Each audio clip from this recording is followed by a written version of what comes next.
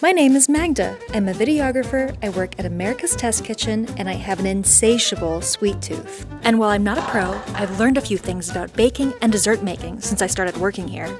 Show-stopping confections may look intimidating, but if I can do it, anyone can. So let's do this together and make some dessert. A tropical pie with toasted coconut and a passion fruit curd filling is like a mini vacation in dessert form, and thankfully I don't have to wait until passion fruit season in order to enjoy it. Using staple foods like raspberry jam, vanilla wafers, sweetened coconut, and frozen passion fruit, I can enjoy this pie any time of year. I'm going to start with my coconut cookie crust, so I'm adding a generous half stick of butter to a small saucepan over medium-low heat.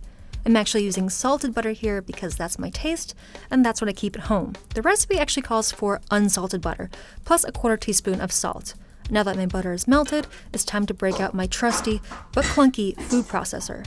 Like I said earlier, I'm using vanilla wafers for this crust. They've got a really strong vanilla flavor that goes really well with the coconut here, and this recipe calls for 2 cups.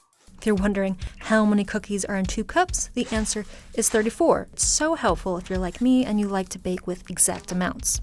Next up, I've got a half cup or 1.5 ounces of sweetened coconut. I could be wrong, but sweetened coconut just feels a lot more moist than unsweetened, and that could help make the crust a little less crumbly when I go to serve it. To my coconut and cookies, I'm adding 2 tablespoons of sugar and a tablespoon of all-purpose flour. And now I'm going to process my cooking mixture for about 30 seconds, or until it's finely ground. It looks dry and sandy and well combined, so I'm going to go ahead and add my butter. All right, once again, top goes back on, and I'm going to give it about 6 pulses. That's just until it looks like wet sand now. I usually like to grab a handful of the mixture and press it into a ball in my hand. When it forms a nice clump, that's when I know it's ready to go into the pie plate. I like to grease my hands a little bit and then gradually press the crumbs outwards from the center of the plate. Really making sure that I've got an even layer of crumbs across the bottom. Any extra thin or extra thick parts of crust might not bake evenly in the oven. Now that bottom crust is even, I'm going to go in with a measuring cup and just press the remaining crumbs up and into the sides of the pie plate. If I'm in a rush, I'll typically leave the edges a little more on the rustic side. I think rustic pies are really beautiful and effortless looking. Alright, so into a 350-degree oven for 18 to 22 minutes. I'm looking for the crust to take on a burnished color and for my kitchen to smell like delicious toasted coconut. For my passion fruit curd filling, I need 6 large egg yolks. I'm going to save those whites for a meringue or maybe even a chocolate pavlova. It's okay to drop one here and there. Just make sure I fish as much of it out as possible. Right into a large saucepan, I'm going to measure 3/4 cup sugar, a 1/3 cup of cornstarch, and 1 1/4 cups of water. All right, I'm going to break up any clumps of cornstarch. I'm going to add a 1/2 cup of passion fruit puree. Okay, that happens from time to time. Just going to grab the whisk a little lower on the handle. I should mention that for extra credit, I could use fresh passion fruit in this recipe. I would just scrape the pulp into a food processor, separate the seeds from the pulp, and strain it through a fine mesh strainer until I get a 1/2 cup of the puree. Frozen is just so much more convenient and reasonably easy to find. Time to add my eggs. I'm whisking constantly, making sure that they're well broken up and combined into the mixture. Really don't want any large streaks of egg right now. When I put this over the heat, those could turn into giant lumps. Got my cooktop. I'm going to turn my heat to medium-low, and while I'm at it, I'm also going to set a timer for 5 minutes. I'm going to stir constantly here with my rubber spatula, making sure to prevent the curd from settling on the bottom of the pan where it could scald. I'm also looking for a temperature of 170 degrees. More importantly, I'm looking for the mixture to thicken slightly. I might even leave a trail across the bottom of the saucepan when I drag my spatula through the mixture. 5 to 10 minutes usually gets me to this point. Since I'm at 170 degrees, I can take my curd off the heat. This is where I can add my last ingredient, 2 more tablespoons of butter that I cut into 2 pieces. Again, I'm using salted butter here. but if I were using unsalted butter, I would just add another 1/8 teaspoon of salt. Alright, I'm stirring until I see that all the butter has completely incorporated into the curd, and now I have a fine mesh strainer set over a large bowl to separate any clumpy bits of egg or egg white that didn't incorporate into the mixture. Now I'm pushing on the bottom of the strainer with my spatula. There are a few kind of clumpy pieces of egg.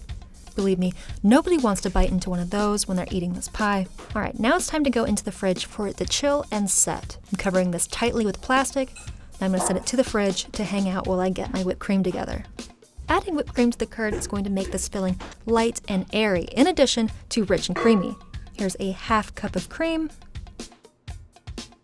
a 1/2 teaspoon of vanilla extract, and 1.5 teaspoons of sugar.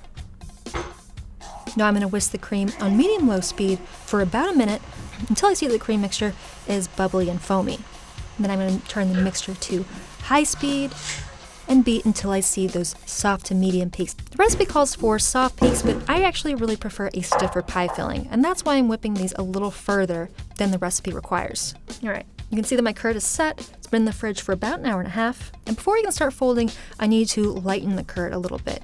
So I'm going to dollop about 1/3 of the whipped cream into the bowl and use my whisk to incorporate the cream completely into the curd. This step is just going to make it so much easier for me to fold in the rest of the whipped cream. All right, again, working in thirds here. I'm going to use my spatula to just scrape down the bottom of the bowl, flip it up and over itself. Sometimes I like to make a little figure 8 pattern. All right, here is my baked coconut cookie crust. And this is where the raspberry jam comes into play. I've got a 1/2 cup of raspberry jam that I'm just going to spread over the bottom of the pie crust. If it's straight from the fridge, I like to nuke it in the microwave for a few seconds, just so that it's a little bit looser and I won't risk tearing the bottom of my crust. Pushing deep into those corners of the pie crust. And now here's my light and airy filling. I'm going to pour this right into the center of the pie shell. It's looking so sunny and yellow and bright. All right, I'm going to go slowly here. I'm just going to push the filling out from the center and out to the edges. All right, this pie is looking beautiful already, but I want to make sure that it's stiff and sliceable. So it needs to go back in the fridge for at least 8 hours and up to 24. I think I'm actually going to split the difference here, set it in the fridge, and come back to it in the morning. Look at that, it's already tomorrow morning, so now I can work on my garnishes. And for that, I need about 1 cup of fresh raspberries and 1/4 cup of sweetened shredded coconut. I like to line a rimmed baking sheet with parchment and brown it in the oven. That's just my speed, but I've also microwaved it on a plate at 30-second intervals. Make sure to stir the coconut after each interval, and then take it out as soon as it smells and looks toasty. Into an oven at low heat until I see that toasty color that I'm looking for. All right, I'm back from the oven, and yes, you can see that my coconut is a little blonde rather than brown. That's just my taste again, but some people like it toastier, and that's fine too. All right, time to bring back my chilled pie. It's going to look even better with a nice little pile of fresh raspberries on top. I love garnishes that let you know that there's more of that flavor inside the dessert. It's like a little preview of what's to come. Building these raspberries nice and high. I think height is so pretty in a dessert, and to gild the lily a bit, I'm just going to sprinkle that toasted coconut along the edges. Being a little liberal here with the shredded coconut. And just to make it look extra neat and tidy, I'm going to use my finger to clean off the sides of the pie plate. I'm so excited to try this. If an all-inclusive poolside vacation could taste like anything, it would probably be this pie. I'm so glad you stuck around to watch me make this pie. I hope you try it for yourself, and of course, let me know what you think in the comments below. See you next time!